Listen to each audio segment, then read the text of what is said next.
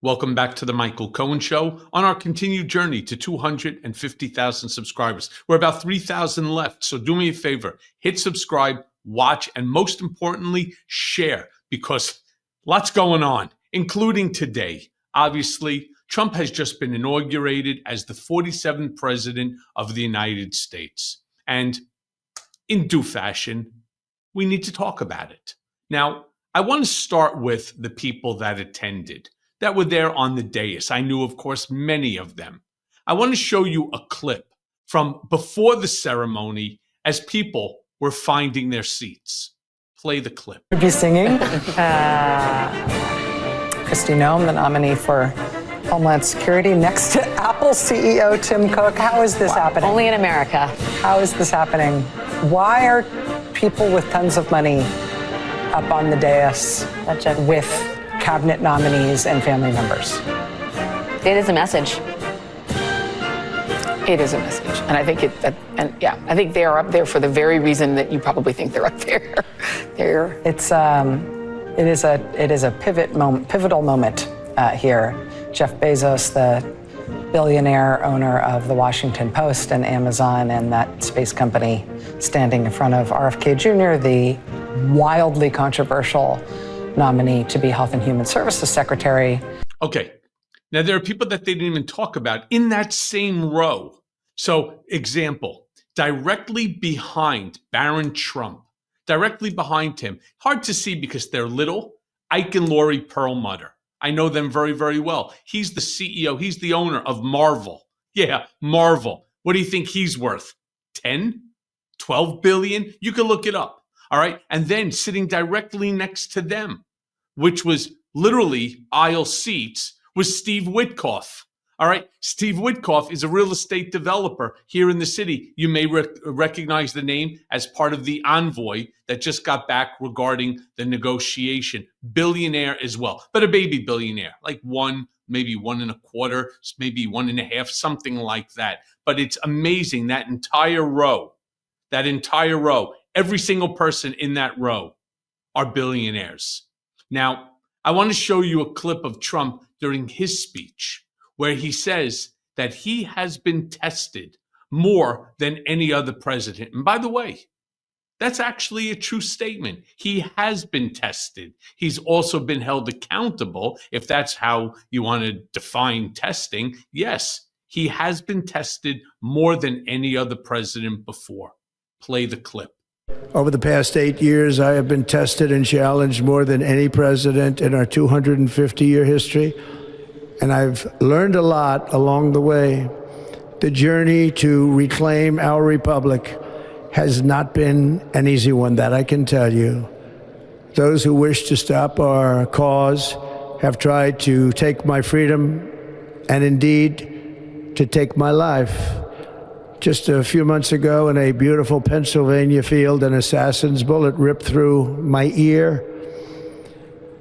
But I felt then, and believe even more so now, that my life was saved for a reason. I was saved by God to make America great again. Listen, there was an assassin's bullet. There's no doubt about that. But if you go back and you take a look at the clip, there's not even a scar on the ear. An assassin's bullet ripped through the ear, yet not even a stitch. God is wonderful. Now, I want to show you a clip of Trump speaking about how the scales of justice will be rebalanced. And I want to be clear about something here. I believe very strongly in this. I really do. And I'm not going to say that Trump was actually wrong either about all of the statements that we just watched about how he was tested more than anyone. That's 100% accurate, including at the very beginning when there was legitimately no reason for them to do some of the things like the the Steele dossier, or even part of the Mueller report. But then he goes on to talk again about the scales of justice. And listen to my reaction after we watch this clip. Play it.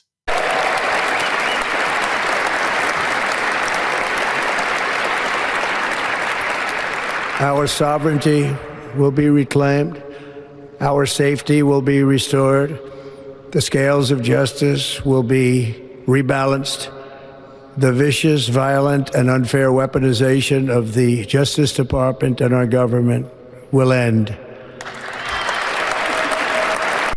If that's true, I'm all for it. I'm all for it. I would ask President Trump if I was sitting with him right now, why is there not an investigation into Bill Barr? Under your first administration, where Donald Trump weaponized the United States Department of Justice against his critics, Bill Barr went ahead and actually did it. That's my book from 2022, put out in 2022, New York Times bestseller.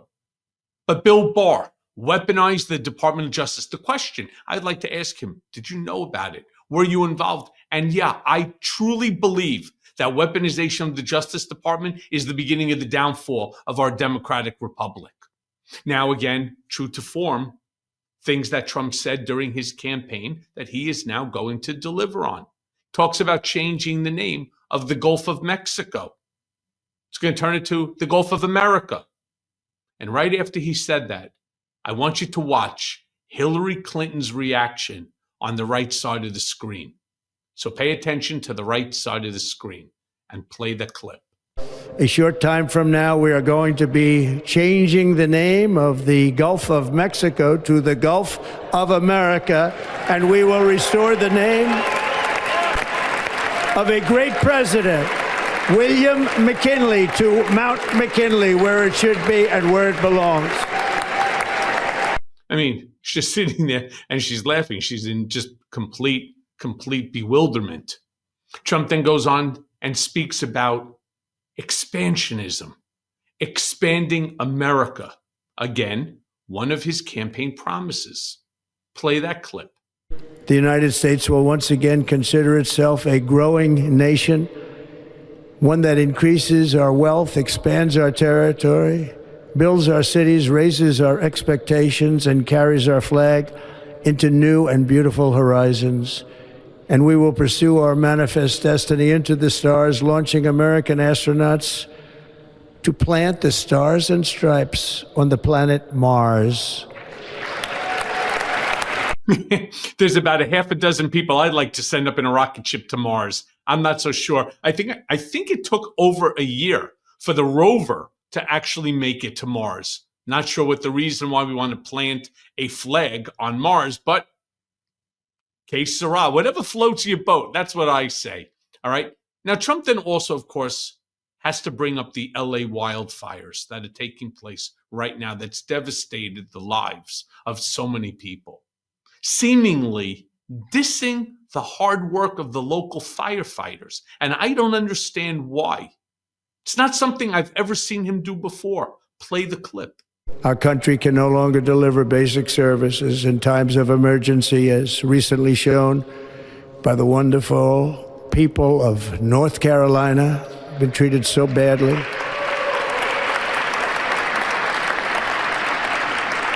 And other states who are still suffering from a hurricane that took place many months ago. Or more recently, Los Angeles, where we're watching fires still tragically burn from weeks ago without even a token of defense. They're raging through the houses and communities, even affecting some of the wealthiest and most powerful individuals in our country, some of whom are sitting here right now. They don't have a home any longer. That's interesting. Yeah, they're sitting there. They don't have a home in LA. That's okay. They have a home in Florida. They have a home in Colorado. They have homes all over the place. It's not the wealthy people that you got to worry about. It's those who can't afford to rebuild or to restart their lives. Now, Trump then goes on and makes the announcement why he did this again, part of the campaign promise. This one really affected a lot of people who then started reaching out on all forms of social media to me, making a statement that under his administration, there will only be 2 official genders, male and female. Play that clip.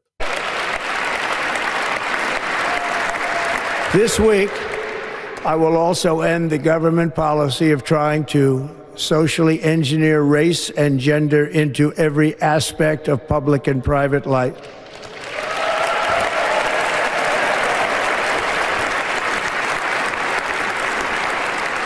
We will forge a society that is colorblind and merit-based.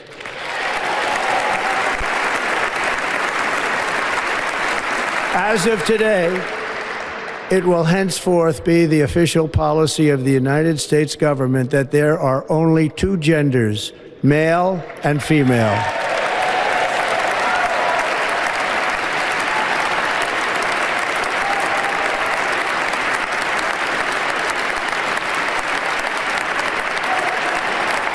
Yeah.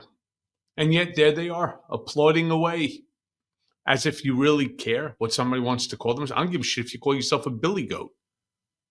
So later, when addressing the crowd, Trump basically says that he doesn't care about inflation, which I found kind of interesting because he basically promised his supporters that he was going to lower the cost of eggs and bacon.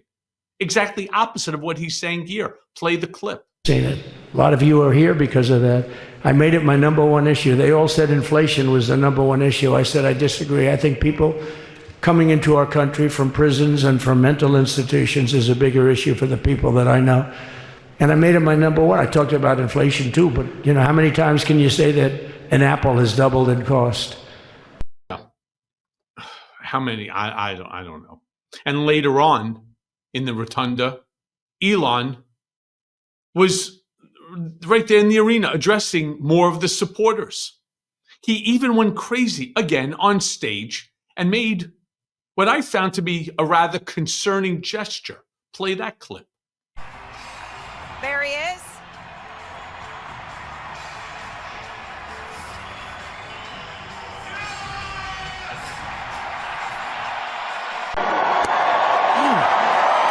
Wow.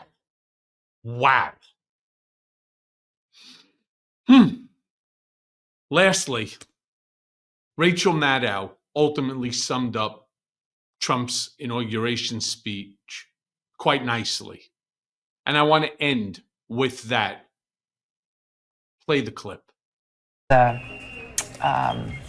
a signal of what's to come, it may be the part where he said, "We're taking it back," when talking about the Panama Canal. He pledged to be a president of peace and to not start any new wars, but did also pledge to forcibly take another country's territory. Expansionism, what he was talking about before. Like everybody else, I truly hope, I really do. I mean, I truly hope, like David Chappelle was talking about on Saturday Night Live, I want to see him do good. I want to see him do good for all Americans, not just for those that supported him, not just for the uber rich that is sitting there on the dais, applauding for him, making gestures reminiscent of Nazi Germany. I want to see him do right by this country. And I think he has the ability to do it. My hope is that those that are around him don't stop him.